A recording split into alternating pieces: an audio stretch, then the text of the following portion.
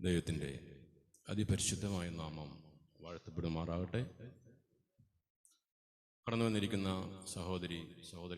സഹോദരന്മാർ, സൂമിലൂടെ ശുശ്രൂഷയിൽ പങ്കുകൊള്ളുന്നവർ, സഭയിലായിരിക്കുന്ന കർത്തൃദാസർ, ഏവർക്കും വീണ്ടും വരുന്നവനായ ക്രിസ്തുയേശുവിൻ്റെ ധന്യനാമത്തിൽ സ്നേഹവന്ദനങ്ങളെ അറിയിക്കുന്നു.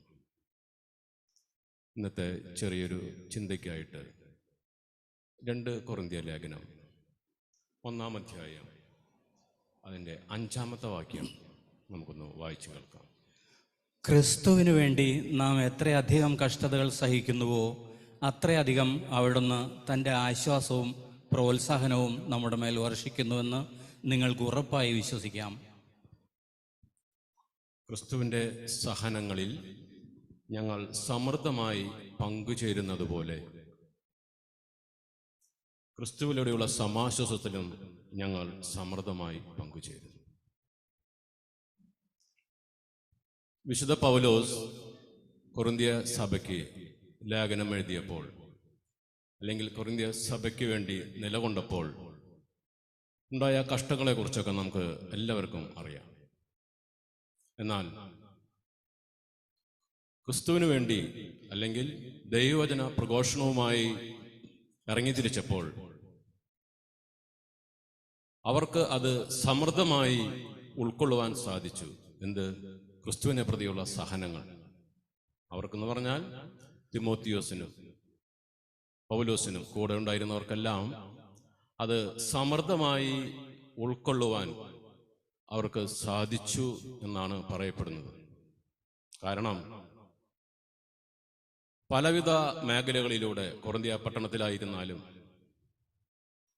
ഗ്രാമങ്ങൾ ചുറ്റി സഞ്ചരിച്ചും അവർ ഇടവിടാതെ ക്രിസ്തുവിനെ പ്രഘോഷിച്ചുകൊണ്ട് ജാതികൾക്കിടയിലും യഹൂദർക്കിടയിലും അവനെ പ്രഘോഷിച്ചു നീങ്ങിയപ്പോൾ അവർക്ക് സമൃദ്ധമായി സഹനങ്ങളിൽ ഉണ്ടായി എന്ന് അവരെങ്കിൽ ആ സമൃദ്ധമായി സഹനങ്ങൾ അവർ വഹിച്ചു, സ്വീകരിച്ചു എന്നാണ് രേഖപ്പെടുത്തിയിരിക്കുന്നത്. അല്പസമയം ദൈവവചനം ശുശ്രൂഷിച്ച് അല്ലെങ്കിൽ പരസ്യയോഗങ്ങളിൽ പങ്കെടുത്ത് അവിടെ ഒരു പ്രശ്നം ഉണ്ടാകുമ്പോൾ അവിടെ നിന്ന് മാറി നിന്ന് വീണ്ടും അങ്ങോട്ട് കടന്നു ചെന്ന് അങ്ങനെയല്ലായിരുന്നു. തുടർമാനമായി അവർ ആ സഹനങ്ങൾ സ്വീകരിച്ച് അവർ ദൈവവചന പ്രഘോഷവുമായി നടന്നു നീങ്ങി. അതോടൊപ്പം അവർക്ക് ദൈവം നൽകിയതായിരുന്നു. അതോടൊപ്പം POC-ന്ന് ആ തൊട്ട് വായിച്ചൊരു വാക്യത്തിന്റെ അവസാന വാക്യം നമ്മൾ വായിച്ച ക്രിസ്തുവിലൂടെയുള്ള സമാശ്വാസത്തിലും ഞങ്ങൾ സമൃദ്ധമായി പങ്കുചേരുന്നു എന്നാണ് പറയുന്നത്. ക്രിസ്തുവിലൂടെ സമാശ്വാസത്തിലും ഞങ്ങൾ സമൃദ്ധമായി പങ്കുചേരുന്നു. സഹനം മാത്രമല്ല, അതിനപ്പുറത്തേക്ക് അവർക്കൊരു സമാശ്വാസവും ദൈവം കൊടുത്തിരുന്നു. 100 തവണ അല്ലെങ്കിൽ എത്ര തവണ നിന്ദനവും പീഡനവും ഏറ്റുവോ അത്ര തന്നെ അവന് പ്രത്യാശയും പ്രോത്സാഹനവും ധൈര്യവും പരിശുദ്ധാത്മാവ് അവർക്ക് നൽകി. അതിന് അവർക്കൊരു ഒരുക്കമുള്ള ഒരു ഹൃദയമുണ്ടായിരുന്നു. ക്രിസ്തു കാണുന്നത് പോലെ പലരും നാം പലരും പ്രാർത്ഥിക്കുമ്പോൾ പറയും, കണ്ണിലെ കൃഷ്ണമണി പോലെ കാത്ത് പരിപാലിക്കുന്ന ദൈവം. ക്രിസ്തുവിന്റെ കണ്ണിലെ കൃഷ്ണമണി പോലെ, അല്ലെങ്കിൽ അവൻ ആ കൃഷ്ണമണി പോലെ കാക്കുന്നെങ്കിൽ അവൻ കാണുന്നത് പോലെ കാണുവാൻ, അവൻ പ്രവർത്തിക്കുന്നത് പോലെ പ്രവർത്തിക്കുവാൻ, അവൻ ചേർത്ത് പിടിക്കുന്നത് പോലെ ചേർത്ത് പിടിക്കുവാൻ, തലോടുവാൻ തക്ക രീതിയിൽ ഒരു ആർദ്രതയുള്ള, ഒരു സൗമ്യമുള്ള, ഒരു വിനയമുള്ള ഒരു ഹൃദയം ആ ശുശ്രൂഷകർക്കുണ്ടായിരുന്നു. അതാണ് അവരുടെ സാക്ഷ്യമുള്ള ജീവിതം. അതിനാൽ തന്നെ ആ പരിശുദ്ധാത്മാവിന്റെ ശക്തിയെ ഉൾക്കൊള്ളുവാൻ, വ്യാപരിക്കുവാൻ അവർക്ക് സാധിച്ചു. ദൈവം അവർക്ക് അതിനുള്ള കൃപ കൊടുത്തു. നമ്മുടെ വ്യക്തി ജീവിതങ്ങളെ പരിശോധിക്കുക. അപ്പോൾ ഈ സമാശ്വാസം നമുക്ക് ലഭിക്കുന്നുണ്ടോ? വിശ്വാസ ജീവിതത്തിലേക്ക് കടന്നു വന്നിട്ട് ഉണ്ടാകുന്ന വേദനകൾ, നിന്ദനകൾ, അല്ലെങ്കിൽ ഏതുമായിക്കൊള്ളട്ടെ, രോഗാവസ്ഥകൾ ഏതുമായിക്കൊള്ളട്ടെ, അതിനെ അതിജീവിക്കുവാൻ തക്ക രീതിയിൽ ഒരു സമാശ്വാസം ദൈവം നമുക്ക് ലഭിക്കുന്നുണ്ടെങ്കിൽ നാം ദൈവഭാഗത്താണ്. അതിനെ ക്രിസ്തു കാണുന്നത് പോലെ കാണുവാൻ, സ്നേഹിക്കുവാൻ, പരിപാലിക്കുവാൻ, സംരക്ഷിക്കുവാൻ നമുക്ക് കഴിഞ്ഞേ പറ്റൂ. അല്ലേ? സമയം, കഴിഞ്ഞ ശുശ്രൂഷയിലൊക്കെ നമുക്ക് സമയം അധികമില്ല. ആ കാഹളധ്വനിക്ക്, ആ പേർവിളിക്ക് കാതോർത്തിരിക്കുന്ന നമുക്ക് നമ്മുടെ തന്നെ ആത്മീയ വളർച്ചയ്ക്ക് നമ്മെ തന്നെ ഒരുക്കുന്നുണ്ടെങ്കിൽ നമുക്ക് മറ്റുള്ളവരുടെയിലേക്ക് നോക്കുവാൻ സമയം കിട്ടില്ല. ഇപ്പോൾ കാഹളധ്വനിച്ചാൽ ഞാൻ എവിടെയായിരിക്കും? ഞാൻ ഇവിടെ തന്നെ ആയിരിക്കുമോ, അതോ അത്യുന്നതിനയിലേക്ക് എടുക്കപ്പെടുമോ എന്നുള്ളൊരു ചിന്തയാണ് അവിടെ ഫിലിപ്പ് ലേഖനത്തിലെ രേഖപ്പെടുത്തിയിട്ടുള്ളത്. എന്താണെന്ന് വെച്ചാൽ, പൂർവാധികം ശക്തിയോടും വിറയലോടും കൂടെ സ്വന്തം രക്ഷയ്ക്ക് വേണ്ടി അധ്വാനിക്കുകയും. അതായിരിക്കണം ഓരോ ദിവസവും നാം എഴുന്നേൽക്കുമ്പോൾ നമ്മുടെ ചിന്ത. ഇപ്പോൾ കാഹളം ഉദിക്കുമോ, കാഹളം കേൾക്കുമോ? അങ്ങനെയെങ്കിൽ ക്രിസ്തു കാണുന്നത് പോലെ കാണുവാനും കേൾക്കുവാനും സഹതപിക്കുവാനും സ്നേഹിക്കുവാനും നമുക്ക് സാധിക്കും. അതിന് എന്ത് നഷ്ടങ്ങളും വേദനകളും ഉണ്ടായിരുന്നാലും അതിൻ്റെ അപ്പുറത്തേക്ക് ഒരു പോക്ക് വഴി വെച്ച് ദൈവം നമ്മെ പരിപാലിക്കുന്നു. 2 കൊരിന്ത്യർ ലേഖനം 1:8-9 ആ ലിവിംഗ് ബൈബിളിൽ നിന്ന് 8-ാമത്തെ വാക്യം ഒന്ന് വളരെ ശ്രദ്ധയോടെ സാവധാനം ഒന്ന് വായിച്ചാൽ നന്നായി. പ്രിയ സഹോദരന്മാരെ, ഏഷ്യയിൽ ഞങ്ങൾക്ക് നേരിടേണ്ടി വന്ന വിഷമഘട്ടത്തെപ്പറ്റി നിങ്ങൾ അറിഞ്ഞിരിക്കേണ്ടതാണ്. യഥാർത്ഥത്തിൽ അത് ഞങ്ങളെ ഞെരിച്ചു തകർക്കുകയും അടിപ്പെടുത്തുകയും ചെയ്തു. യഥാർത്ഥത്തിൽ അതെ, ക്രിസ്തുവിന് വേണ്ടി നിലകൊണ്ടപ്പോൾ അവർക്ക് അത് ഒരു ഞെരിച്ചു തകർക്കലായി അവരുടെ ജീവിതത്തിൽ അത് അനുഭവപ്പെട്ടെങ്കിൽ അവർക്കത് വളരെ ആശ്വാസമായി. തുടർന്നാണ്ട് വായിച്ചേ. അതിനെ ഒരിക്കലും അതിജീവിക്കുകയില്ലെന്ന് ഞങ്ങൾ ഭയപ്പെട്ടു. Praise lord. ഒരു ഞെരിച്ചു തകർക്കലിനെ നാം നിന്നുകൊടുത്താൽ എന്ത് സംഭവിക്കും? അത്യുന്നതനായ ദൈവം നമ്മിൽ പ്രീതിപ്പെടുവാൻ ഇടവരും. അല്ലേ? നമ്മൾ കൊപ്രയൊക്കെ ഉണക്കിയിട്ട് ചാക്കിൽ കെട്ടിവെച്ച് ഒത്തിരി നാളിരുന്ന് അത് കാര്യം മണ്ണടിക്കും. എന്നാൽ കറക്റ്റ് അതിൻ്റെ പാകത്തിൽ അത് ആ മെഷീനകത്തിട്ടിട്ട് ആട്ടി ആ വെളിച്ചെണ്ണയായിട്ട് വരുന്ന സൗരഭ്യം, അല്ലേ? നല്ല ഒരു മണമാണ് ആ സമയത്തുണ്ടാവുക. അതുപോലെ നമ്മൾ കറിക്കിടുന്ന മസാലകളൊക്കെ ചെപ്പിനകത്ത് വെച്ചാൽ ഒരു മണവും നമുക്കത് ഫീൽ ചെയ്യില്ല. എന്നാൽ അത് വറുത്ത് പൊടിക്കുമ്പോൾ ഉണ്ടാകുന്ന ആ സ്വാദിഷ്ടമായ മണം വളരെയധികം നല്ല രീതിയിൽ നമുക്ക് കറികൾ പാകം ചെയ്യാൻ തക്ക രീതിയിൽ ഇടവരും.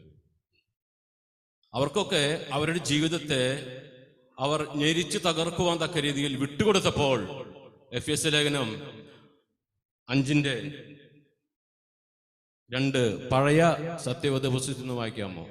എഫെസ്യ ലേഖനം 5:2 അവിടെ ഒരു കാര്യം രേഖപ്പെടുത്തി വെച്ചിരിക്കുന്നത് കാണാം.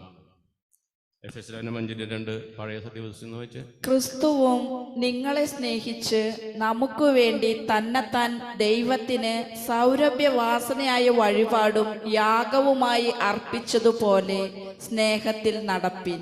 Praise Lord. അവന്റെ അടുത്ത വചനം വായിച്ചതിന്റെ ദുർനടപ്പും യാതൊരു അശുദ്ധിയും അത്യാഗ്രഹവും നിങ്ങളുടെ ഇടയിൽ പേർ പറക പോലും അരുത്. അതല്ല അതില്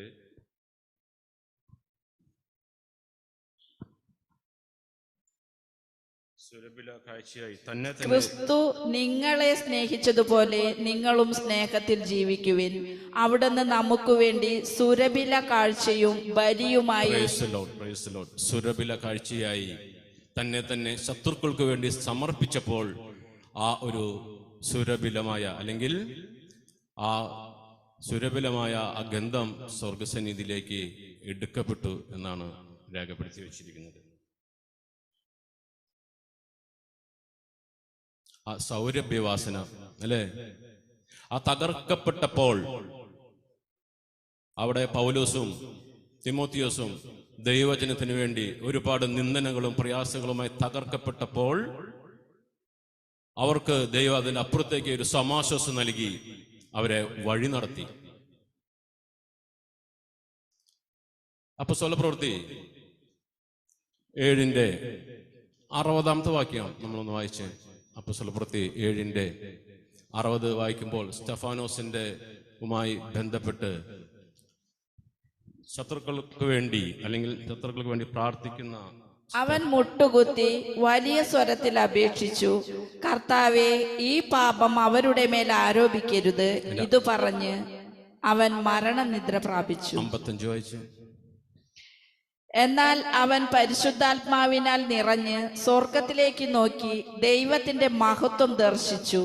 ദൈവത്തിന്റെ വലതുഭാഗത്ത് യേശു നിൽക്കുന്നതും കണ്ടു. Praise the Lord. ശത്രുക്കൾക്ക് വേണ്ടി ക്രിസ്തുവിന് വേണ്ടി തകർക്കപ്പെട്ടപ്പോൾ, ഞെരിഞ്ഞമർന്നപ്പോൾ, ഇല്ലായ്മയായപ്പോൾ അവിടെ ആ സൗരഭ്യവാസന സ്വർഗസന്നിധിയിൽ എത്തിയിട്ട് പിതാവിന്റെ സന്നിധിയിലിരുന്ന യേശു ക്രിസ്തു എഴുന്നേറ്റ് നിന്ന് അവന് അഭിവാദ്യം ചെയ്തു എന്ന് വേണം നമുക്ക് അനുമാനിക്കാൻ.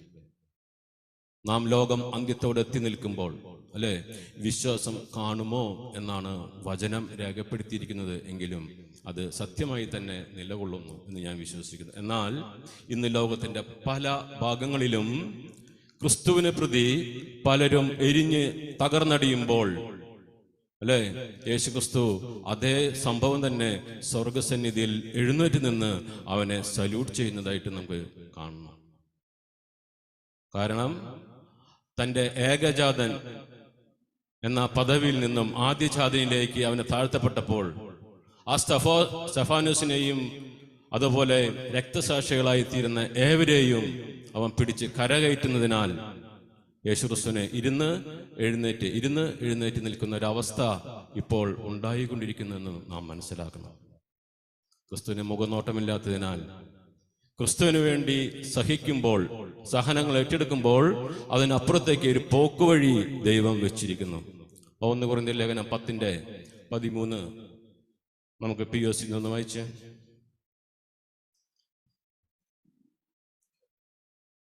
1 കൊരിന്ത്യർ ലേഖനം 10:13 വായിക്കുമ്പോൾ കാണാം. അത് പഴയ സത്യപുസ്തകത്തിൽ നിന്ന് വായിക്കുകയാണെങ്കിൽ പോക്കുവഴിയും അവിടെ നിങ്ങൾക്കായി വെച്ചിരിക്കുന്നു എന്ന് കാണാം. മനുഷ്യർക്ക് നടപ്പില്ലാത്ത പരീക്ഷ നിങ്ങൾക്ക് നേരിട്ടിട്ടില്ല. വായിക്കേ. ദൈവം വിശ്വസ്തൻ. നിങ്ങൾക്ക് കഴിയുന്നതിന് മീതെ പരീക്ഷ നേരിടുവാൻ സമ്മതിക്കാതെ നിങ്ങൾക്ക് സഹിക്കാൻ കഴിയേണ്ടതിന് പരീക്ഷയോടുകൂടെ അവൻ പോംവഴിയും ഉണ്ടാക്കും. Praise the Lord. പരീക്ഷയോടുകൂടെ ഒരു പോക്കുവഴിയും അല്ലെങ്കിൽ ഒരു സമാശ്വാസവും ഇന്ന് നമുക്ക് നൽകുന്നു. ഇന്ന് പാട്ടിൽ കേട്ടതുപോലെ കഷ്ടങ്ങളുടെ അപ്പുറത്ത് ഒരു പരിഹാരം ദൈവം ചെയ്തിട്ടുണ്ട്. നമ്മുടെ വ്യക്തി ജീവിതങ്ങളിൽ രോഗങ്ങളാകാം, സാമ്പത്തിക പ്രതിസന്ധികൾ, സഹനങ്ങൾ, ക്രിസ്തുമാർഗത്തിലേക്ക് വന്നതിനെ പ്രതിയുള്ള സഹനങ്ങൾ എല്ലാം അതിനപ്പുറത്തേക്ക് ഒരു പോക്കുവഴിയായി ദൈവം വെച്ചിരിക്കുന്നു. ആ ലിവിംഗ് ബൈബിളിൽ നിന്ന് 9-ാമത്തെ വാക്യം ഒന്ന് വായിച്ചേ. നേരത്തെ 8 വായിച്ചത്. ഞങ്ങൾക്ക് മരണം തീർച്ചയായും സംഭവിക്കുമെന്ന് തോന്നി. അതിൽ നിന്നും രക്ഷ നേടാൻ ഞങ്ങൾ തീരെ അശക്തരാണെന്നും ഞങ്ങൾ മനസ്സിലാക്കി. എന്നാൽ അത് നന്നായി. Praise the Lord. ഞങ്ങൾക്ക് ഞങ്ങളുടെ ബുദ്ധി കൊണ്ട്, കഴിവ് കൊണ്ട്, ശക്തി കൊണ്ട്, ഞങ്ങളുടെ സമ്പത്ത് കൊണ്ട്, ആരോഗ്യം കൊണ്ട് ഞങ്ങൾക്ക് ഒന്നും ചെയ്യാൻ സാധ്യമല്ല എന്നവർക്ക് ബോധ്യം വന്നു. പൗലോസ് എന്താ ചെയ്തേ? തനിക്കുള്ളതെല്ലാം ഉച്ചിഷ്ടം പോലെ വലിച്ചെറിഞ്ഞ് ചപ്പു ചവറുന്ന് എണ്ണി ക്രിസ്തുവിന് വേണ്ടി നിലകൊണ്ടപ്പോൾ നമ്മുടെ ഹൃദയങ്ങളിൽ ഇനി എന്താണ് നമ്മുടെ ആ ഹൃദയം എന്ന ആലയത്തിൽ നമുക്ക് ചെത്തികളയാനുള്ളത്? നമ്മുടെ സൗന്ദര്യമോ ആരോഗ്യമോ അതോ നമ്മുടെ പിടിവാശികളോ വെറുപ്പിന്റെ മേഖലകള് എന്തായിരുന്നാലും അത് ഇന്ന് ചെത്തിക്കളഞ്ഞ് ആ കാഹളധ്വനിക്കായി നമ്മെ ഒരുക്കുക എന്നതാണ് പരിശുദ്ധാത്മാവ് ആഗ്രഹിക്കുന്നത്. അതിനായി ദൈവസന്നിധിയിൽ താഴ്മയോടെ ഇരുന്നു കൊണ്ട് നമുക്ക് ഒരു പൂർണ്ണമായ മാനസാന്തരത്തിലേക്ക് എന്നെ നയിക്കണമേ എന്ന് നമുക്ക് പ്രാർത്ഥിക്കാം. അല്ലെ, എന്ത് പ്രശ്നങ്ങൾ വന്നിരുന്നാലും കഴിഞ്ഞ ആഴ്ചകളിലൊക്കെ നമ്മുടെ മേരി സഹോദരിയുടെ സാക്ഷ്യങ്ങൾ നമ്മൾ കേട്ടു. തന്നെ ഒത്തിരി ആളുകൾ അല്ലെങ്കിൽ ബന്ധുമിത്രാദികൾ ഈ വിശ്വാസത്തിൽ വന്നതിന്റെ പേരിലാണ് ഇത് ഉണ്ടായതെന്ന് പരിഹസിച്ചിട്ടുണ്ടായിരിക്കാം. അവിടെയെല്ലാം അവർക്ക് സമാശ്വാസം നൽകി ശക്തിപ്പെടുത്തി ആ പരിശുദ്ധാത്മാവിന്റെ ശക്തിയുടെ വ്യാപാരം നമ്മൾ നേരിട്ട് കണ്ടതാണ്. അവരെ നിലനിർത്തുന്ന ദൈവിക ശക്തി നമ്മുടെ ഓരോരുത്തരുടെ ജീവിതങ്ങളിൽ നമുക്ക് തകർക്കപ്പെടുന്ന അവസ്ഥകൾ ഉണ്ടാകുമ്പോൾ അതിനപ്പുറത്തേക്ക് ഒരു പോക്ക് വഴി ദൈവം വെച്ച് നമ്മെ സമാശ്വസിപ്പിക്കും. അതിനെ ഒരു താഴ്മയുള്ള ഒരു ഹൃദയം നമുക്കുണ്ടാവണം. ഒരു മാനസാന്തരമുള്ള ഒരു ഹൃദയം, കണ്ണീരോടുകൂടി ദൈവസന്നിധിയിൽ മുട്ടിപ്പായി പ്രാർത്ഥിക്കുക. ഇന്ന് ഇപ്പോൾ ആ കാഹളം ധ്വനിച്ചാൽ ഞാൻ എടുക്കപ്പെടുമോ? ഇതായിരിക്കണം നമ്മുടെ ചിന്ത. അതിലേക്ക്, ആ ചിന്തയിലേക്ക് നമ്മെ നടത്തണമെങ്കിൽ നാം ക്രിസ്തുവിനോട് ചേർന്നിരുന്ന്, അല്ലെങ്കിൽ കേൾക്കുന്ന വചനങ്ങളോട് ചേർന്നിരുന്ന് നാം നീതി പുലർത്തിയേ പറ്റൂ. നമുക്ക് ഒരു വാക്യം, നേരത്തെ വായിച്ച 9ാമത്തെ വാക്യത്തിന്റെ അവസാന ഭാഗം ഒന്ന് വായിച്ച ലിവിംഗ് ബൈബിളിൽ നിന്ന്. എന്തെന്നാൽ അപ്പോൾ ഞങ്ങൾക്ക് സകലവും ദൈവകരങ്ങളിൽ ഏൽപ്പിക്കുവാൻ കഴിഞ്ഞു. മരിച്ചവരെ ജീവിപ്പിക്കുവാൻ പോലും ശക്തിയുള്ള അവിടത്തേക്ക് മാത്രമേ ഞങ്ങളെ രക്ഷിക്കുവാൻ കഴിയുമായിരുന്നുള്ളൂ. Praise the Lord. മരിച്ചവരിൽ നിന്നും ഉയർപ്പിക്കുവാൻ ഉള്ള ശക്തിയുള്ള ആ ദൈവിക ശക്തിയുടെ വ്യാപാരം ഞങ്ങളിൽ അനുഭവിച്ചതിനാൽ അവർ അത് വിളിച്ചു പറഞ്ഞു. എഫേസ്യ ലേഖനം വായിക്കുമ്പോഴും കാണാം, ഞങ്ങളെ ഉയർപ്പിച്ച ആ ദൈവത്തിന്റെ ശക്തി, ക്രിസ്തുവിനെ മരിച്ചവരിൽ നിന്നും ഉയർപ്പിച്ച ആ ക്രിസ്തുവിന്റെ ശക്തിയുടെ വ്യാപാരം ഞങ്ങളിൽ വസിക്കണമേ എന്നുള്ള പ്രാർത്ഥന നിരന്തരമായി നമ്മളിലുണ്ടെങ്കിൽ നാം വീണ്ടും ആ പഴയ ചെളിക്കുണ്ടിലേക്ക് നീങ്ങാതെ വിശുദ്ധിയിലും വേർപാടിലും ഉറയ്ക്കുവാൻ തക്ക രീതിയിൽ ദൈവം ഇടവരും. കഴിഞ്ഞ തവണ ഈ ന്യൂസിലൊക്കെ ഉത്തരാഖണ്ഡിലത്തെ വലിയ പ്രളയങ്ങളൊക്കെ കണ്ടു അല്ലെ. വലിയ വലിയ ബിൽഡിങ്ങുകളും പാലങ്ങളൊക്കെ ഒലിച്ചു പോകുന്നതായിട്ട് കണ്ടു.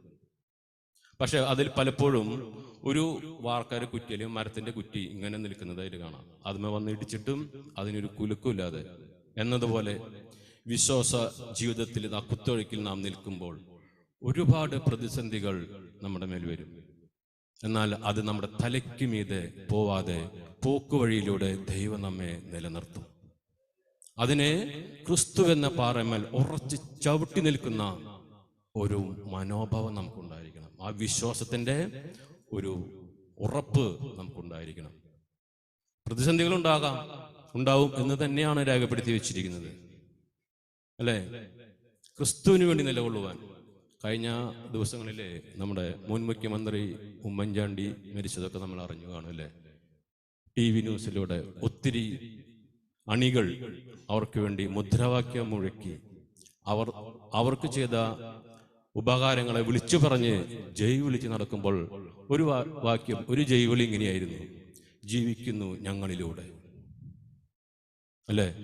അവർ അവരുടേതായ ഭൂമിയിലേതായ നേട്ടങ്ങൾ ലഭിക്കുന്നതിനും അതിനുവേണ്ടി ശക്തമായി അണികളായി നിലകൊണ്ടപ്പോൾ അവരുടെ തീഷ്ണതയും ആ എരിവും അതിനായി നിലകൊണ്ടപ്പോൾ ഇന്ന് സഭാമാക്കളായിരിക്കുന്ന നമുക്ക് റോമലേഖനത്തിൽ പറയുന്നത് പോലെ ഇനി ഞങ്ങൾ ജീവിക്കുന്നുവെങ്കിൽ മരിച്ചുയർത്തെഴുന്നേറ്റ ക്രിസ്തുവിന് വേണ്ടി ജീവിക്കുവാൻ നാം ബന്ധപ്പെട്ടവരാണ്. അതാണ് അന്ന് ഓർമ്മ വന്ന ഭാഗം. എത്രയോ അണികളാണ് വരിവരിയായി നിരന്തരമായി ഈ ഭൂമിയിലേതായ വസ്തുവകകൾക്ക് വേണ്ടി അവർ നിലകൊണ്ടപ്പോൾ അതിൽ നിന്നെല്ലാം വിടിവിച്ച് നമ്മെ നിർത്തി ആ സമാശ്വസത്തിൽ നമ്മെ നടത്തുന്നുണ്ടെങ്കിൽ അത് ദൈവത്തിന്റെ കൃപ. അതിനായിട്ടാണ് ദൈവം നമ്മെ വിളിച്ചിരിക്കുന്നത്. നമുക്ക് നേരത്തെ പറഞ്ഞതുപോലെ മരിച്ചവരിൽ നിന്നും ഉയർപ്പിക്കുന്ന ശക്തി. ഹെബ്രായ ലേഖനം 11:19 POC ഒന്ന് വായിച്ച്.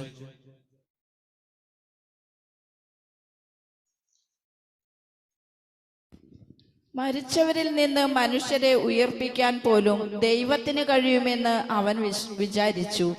അതുകൊണ്ട് ആലങ്കാരികമായി പറഞ്ഞാൽ ഇസഹാക്കിനെ അവനെ തിരിച്ചു കിട്ടി. Praise the Lord. മരിച്ചവരിൽ നിന്നും തന്റെ പുത്രനെ ഉയർപ്പിക്കുവാൻ തള്ള ശക്തി ആ പരമപിതാവായ ദൈവത്തിനുണ്ടെന്നുള്ള വിശ്വാസമാണ് അബ്രാഹാമിനെ ആ വാഗ്ദത്തം ലഭിച്ചിട്ടും അതിന് വിട്ടുകൊടുക്കുവാൻ അബ്രാഹാം തയ്യാറായത്. ഉൽപ്പത്തി പുസ്തകം വായിക്കുമ്പോൾ അതിന്റെ 12:1 മാത്രം ഒന്ന് വായിച്ച്. അബ്രാഹത്തോട് ദൈവം ചെയ്തൊരു വാഗ്ദത്തമാണത്. കർത്താവ് അബ്രാഹാമിനോട് അരുളി ചെയ്തു, നിന്റെ ദേശത്തെയും ബന്ധുക്കളെയും പിതൃഭവനത്തെയും വിട്ട് ഞാൻ കാണിച്ചു തരുന്ന നാട്ടിലേക്ക് പോവുക. Praise the Lord. അതിന്റെ 15:4 വായിച്ച്. വീണ്ടും അവന് കർത്താവിന്റെ അരുളപ്പാടുണ്ടായി, നിന്റെ അവകാശി അവനായിരിക്കുകയില്ല, നിന്റെ മകൻ തന്നെയായിരിക്കും. 5 അവിടുന്ന് അവനെ പുറത്തേക്ക് കൊണ്ടുവന്നിട്ട് പറഞ്ഞു, ആകാശത്തേക്ക് നോക്കുക. Praise the Lord. അബ്രഹാം ഇരിക്കുന്ന സ്ഥലത്ത് നിന്നും അല്ലെങ്കിൽ ആ ഗുഹയിൽ നിന്നും അബ്രഹാത്തോട് പറഞ്ഞു, നീ പുറത്തേക്ക് കടക്ക്, ഉന്നതത്തിലേക്ക് നോക്ക്, ക്രിസ്തു വസിക്കുന്ന ഉന്നതത്തിലേക്ക് നോക്ക്. നമ്മോടാണ് സംസാരിക്കുന്നത്. അബ്രഹാത്തോട് പറഞ്ഞു, നീ പുറത്തേക്ക് കടന്ന് നക്ഷത്രങ്ങളെ എണ്ണ്. അവൻ പറഞ്ഞു, എണ്ണാൻ. അടുത്ത വാക്യം വായിച്ച, ആ കാണുന്ന നക്ഷത്രങ്ങളുടെ എണ്ണമെടുക്കാൻ കഴിയുമോ?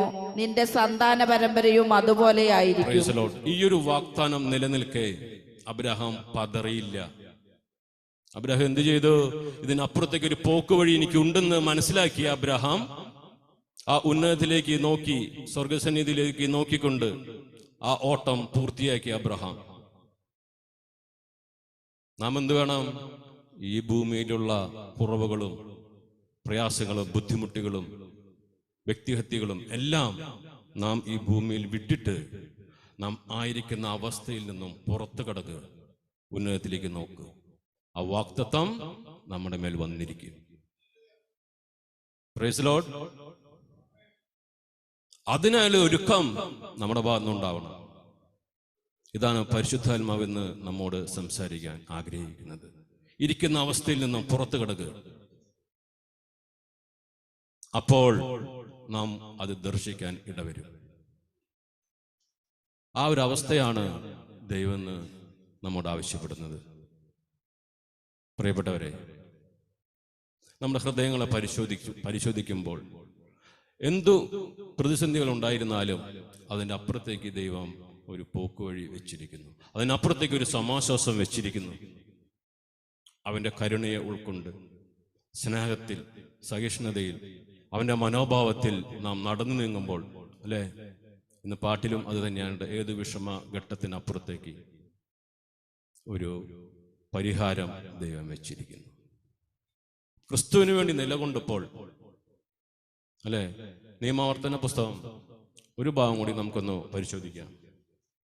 നിയമാവർത്തനം 32:11 ഒന്ന് വായിച്ച്. അവിടെ വിശ്വാസികളായി നാം ഓരോരുത്തർക്കും ദൈവം നമ്മെ പഠിപ്പിക്കുന്ന, അല്ലെങ്കിൽ വിശ്വാസത്തെ ഉറപ്പിക്കുന്ന ഒരു ഭാഗമാണ് അവിടെ കഴുകനിലൂടെ നമ്മെ കാണിച്ചു തരുന്നത്. കൂട് ചലിപ്പിക്കുകയും കുഞ്ഞുങ്ങളുടെ മുകളിൽ ചിറകടിക്കുകയും വിരിച്ച ചിറകുകളിൽ കുഞ്ഞുങ്ങളെ വഹിക്കുകയും ചെയ്യുന്ന കഴുകനെ പോലെ അവനെ നയിച്ചത് കർത്താവാണ്. Praise the Lord. Praise the Lord. കാരണം ഈ വിശ്വാസ ജീവിതത്തിലേക്ക് കാൽവെച്ച നാളുകളിൽ വീട്ടിൽ നിന്നുണ്ടായ എതിർപ്പ്, അപ്പം പറഞ്ഞു, ഈ വീട്ടിൽ നിന്ന് ഇറങ്ങിക്കോ. ഒന്നും നോക്കിയില്ല, കുടുംബമായി ഇറങ്ങി. ആ സന്നിധിയിൽ ദൈവം ചിറകുകൾ അടിപ്പിച്ച് പറക്കുവാൻ ശീലിപ്പിച്ചതിനോർത്ത് ദൈവത്തിന് നന്ദി പറയുന്നു. കാരണം ഞാൻ ഇന്നേ വരെ ഒരു മൈക്കിക്ക് മുമ്പിൽ നിന്ന് അഭിമുഖമായി ജനങ്ങളോട് സംസാരിച്ചിട്ടില്ല. ഈ സഭയിൽ വന്നിട്ടാണ് ഞാൻ ആദ്യമായി സംസാരിക്കുന്നത്. അതെന്റെ കഴിവ് കൊണ്ടല്ല. ആ ചിറകടിക്കുവാൻ ശീലിപ്പിച്ച ദൈവം നാം ഓരോരുത്തരുടെയും കഷ്ടതകളിൽ നമ്മെ ആയിരിക്കുന്ന കൂടുകളെ ഇളക്കി നമ്മെ തട്ടിയിടുന്നുണ്ടെങ്കിൽ അതിനപ്പുറത്തേക്ക് സഹിക്കാനുള്ള ഒരു ശക്തിയുടെ വ്യാപാരം നമ്മുടെ മേൽ വെച്ചിട്ടാണ് അവൻ നമ്മെ തട്ടിയിടുന്നത്. അത് രോഗങ്ങളാവാം, പീഡനങ്ങളാവാം, കുത്തുവാക്കുകളായിരിക്കാം, വാൾമുനയിലായിരിക്കാം. ഞെരിഞ്ഞമർന്നപ്പെടുമ്പോൾ ആ പരിമളം ദൈവസന്നിധിയിലേക്ക് എത്തിപ്പെടുവാൻ തക്ക രീതിയിൽ നമ്മളെ ഒരുക്കുക എന്നതാണ് പരിശുദ്ധാത്മാവെന്ന് ആഗ്രഹിക്കുന്നത്. പ്രിയപ്പെട്ടവരെ, ആ പക്ഷി ആ കൂടിന്മേൽ വന്നിരുന്നു കൊണ്ട് ചിറകടിച്ച് അതിലുണ്ടായിരുന്ന ആ കമ്പുകളും അതിന്മേൽ വെച്ചിരിക്കുന്ന തൂവലുകൾ, ഇതെല്ലാം ഒരു കാലത്ത് നമ്മുടെ സംരക്ഷണമായിരുന്നു. നമ്മുടെ കുടുംബം, സുഹൃത്തുക്കൾ, ബന്ധുമിത്രാദികൾ, ഭാര്യ, മക്കൾ, ഇവരിൽ നിന്നെല്ലാം കൂടുകളെ ഇളക്കി ആ നമ്മെ പറത്തി താഴേക്ക് അഗാധമായ, ടിവിയിലൊക്കെ ഡിസ്കവറി ചാനലിൽ കാണാം, അത് തട്ടിയിടുമ്പോൾ പല ഭാഗങ്ങളിൽ തട്ടിയെങ്കിലും ഇടയ്ക്ക് ഈ അമ്മ പക്ഷി വന്ന് അതിന്റെ ചിറകിന്മേൽ അല്ലെങ്കിൽ അതിനെ താങ്ങി വീണ്ടും താഴേക്ക് അത് പതിക്കുന്നത് കാണാം. ഒരുപക്ഷെ ആ വീഴ്ചയിൽ ആദ്യമൊന്ന് ഭയപ്പെട്ടെങ്കിലും ആ ചെറിയ ചിറകുകൾ അടിച്ച് അത് ഉയരുന്നതായിട്ട് കാണാം. നമ്മുടെ വിശ്വാസത്തെ പരീക്ഷിക്കുമ്പോൾ ആ വിശ്വാസത്തിന്റെ ചെറിയ ചിറകുകൾ അടിച്ച് നാം ഉയർത്തപ്പെടുമ്പോൾ നമ്മെ പഴിച്ചവർ നമ്മുടെ ഉയർച്ചയെ കണ്ട് അവർ ലജ്ജിക്കാനിടവരും. അതിനായിട്ടാണ് നമ്മെ വിശ്വാസത്തിൽ ശോധന ചെയ്യുന്നത്.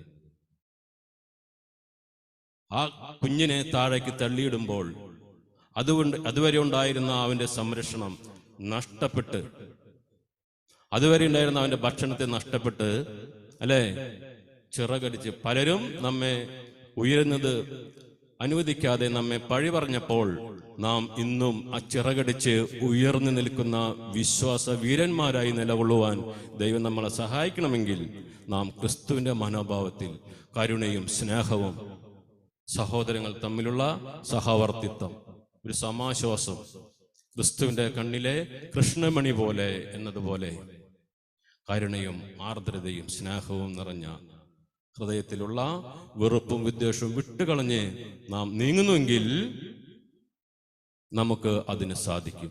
പാട്ടുകാരൻ പാടിയതുപോലെ പരമപിതാവിനു സ്തുതി പാടാം, അവനല്ലോ ജീവനെ നൽകിയത്.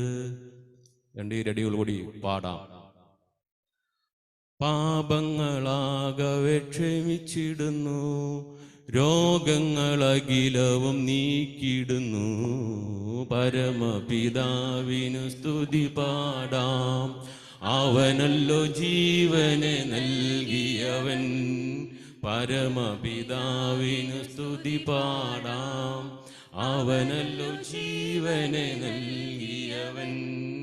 കൂടുകളെ കൂടിളക്കി പറക്കുവാനായി നമ്മെ ശീലിപ്പിച്ചു. കൂടുകളെ കൂടിളക്കി പറക്കുവാനായി നമ്മെ ശീലിപ്പിച്ചു. ചിറകുകൾ അതിന്മേൽ വഹിച്ചു നമ്മെ, നീലം പരിശായി നശിച്ചിടതേ. പരമപിതാവിനു സ്തുതി പാടാം, അവനല്ലോ ജീവനെ നൽകിയവൻ. Praise the Lord.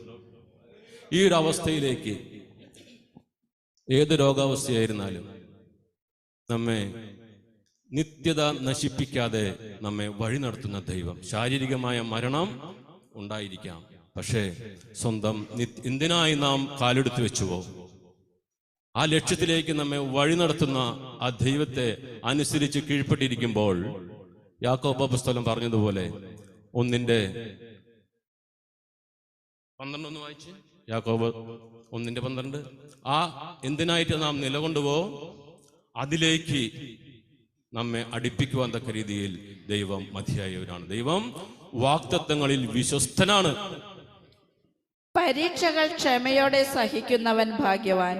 എന്തെന്നാൽ അവൻ പരീക്ഷകളെ അതിജീവിച്ച് കഴിയുമ്പോൾ തന്നെ സ്നേഹിക്കുന്നവർക്ക് ദൈവം വാഗ്ദാനം ചെയ്തിരിക്കുന്ന ജീവന്റെ കിരീടം അവന് ലഭിക്കും. Praise the Lord. ആ ജീവന്റെ കിരീടത്തിനായിട്ട് കൂടുകളിളക്കി നമ്മെ താഴത്തേക്ക് നമ്മൾ വീഴുന്നുണ്ടെങ്കിൽ ഭയപ്പെടാതെ ആ ചെറിയ ചിറകുകൾ അടിച്ച് നാം വായുവിൽ ഉയർന്നു പൊങ്ങി ഒരു ഉത്തമ പക്ഷിയെ പോലെ, മറ്റൊരു കഴുകിനെ പോലെ ഉയർന്ന് പറന്ന് നാം ദൈവസന്നിധിയിൽ കാഹളധ്വനിയിൽ എടുക്കപ്പെടുവാൻ തക്ക രീതിയിൽ നമ്മുടെ ഹൃദയങ്ങളെ നാം ഒരുക്കണം. അതിനായിട്ടാണ് പരിശുദ്ധാത്മാവ് ഇന്ന് ഈ വചനഭാഗം നമ്മെ തന്ന് സഹായിച്ചത്. അതിനായി ദൈവത്തെ നാമത്തെ സ്തുതിച്ചുകൊണ്ട് നിർത്തുന്നു. ദൈവനാമം മഹത്വപ്പെടുമാറാകട്ടെ.